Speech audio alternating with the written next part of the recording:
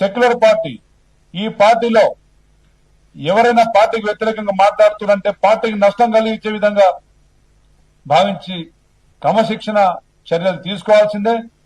వారు నైతిక బాధ్యతగా వారు రాజీనామా చేస్తే బాగుంటది.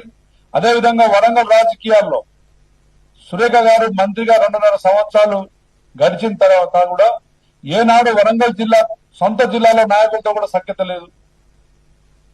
అంటే మీరు ఏ పార్టీలో ఉంటే మిమ్మల్ని గెలిపించుకోవాలి, మీరు ఏది మాట్లాడితే అది స్వీకరించాలి, చర్యలు తీసుకుంటేనేమో బీసీ కార్డును వాడుకోవాలి. ఇదా మీ సంస్కృతి?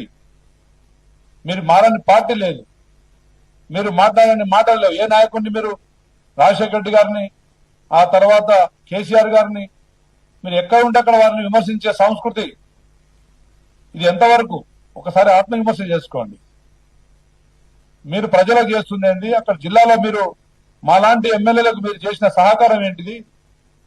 ఒక్కసారి ఆత్మవిమర్శ చేసుకోండి. అంటే మీకు ఉడితే మాత్రం ప్రతి ఒక్కరు నాయకులు అయిపోతారా?